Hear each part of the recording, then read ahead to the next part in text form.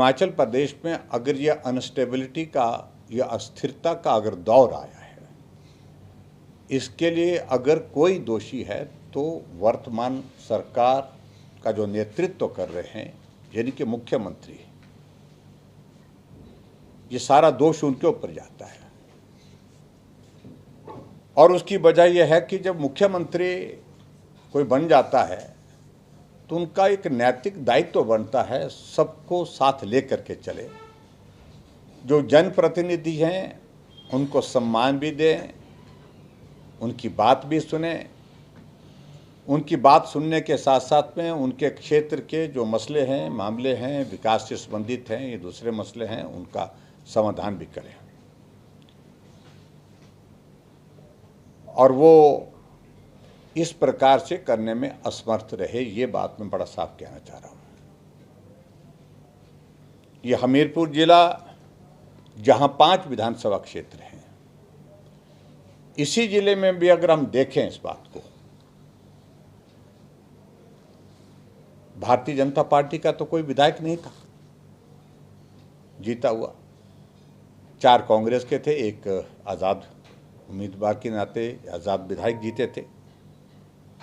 लेकिन अपने जिले में भी अपने साथियों को साथ ले चलने में वो असमर्थ रहे। मैं इस बात को मैं जरूर कहना चाहूँगा, मैं भी 5 वर्ष तक मुख्यमंत्री रहा। मंडी जिला में 5 विधानसभा नहीं, वहाँ 10 विधानसभा क्षेत्र हैं और 10 के 10 विधानसभा क्षेत्र में भारतीय जनता पार्टी 9 सीटों पर और 1 सीट पर पिछली बार आज़ाद उम्मीदवार थे, आज़ाद विधायक थे। लेकिन सब मिलकर के चले, मिलकर के काम किया, चुनाव लड़ा तो मिलकर के सब जीत करके भी आए।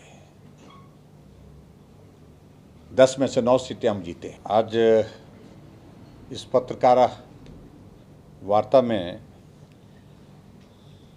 मैं प्रमुख रूप से हिमाचल प्रदेश में 3 विधानसभा क्षेत्र में उपचुनाव हो रहे हैं और तीनों उपचुनाव वहाँ हो रहे हैं जहाँ आज़ाद उम्मीदवार जीत करके विधायक बन करके हिमाचल प्रदेश की विधानसभा में पहुँचे हैं। स्वाभाविक रूप से ये अलग तरह की परिस्थिति है कि हिमाचल प्रदेश में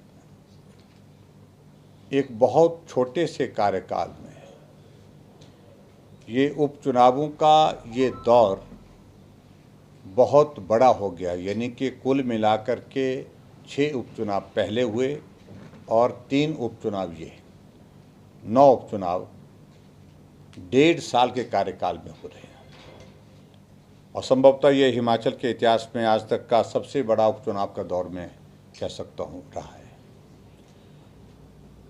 और उन सारी चीज़ों में मुझे लगता है कि डिटेल में मुझे जाने की आवश्यकता नहीं है। जो पॉलिटिकल टर्मोइल हिमाचल प्रदेश में पिछले दिनों सरकार में रहा, उसकी सारी तफसील आप लोगों के पास समय समय में शेयर हुई है।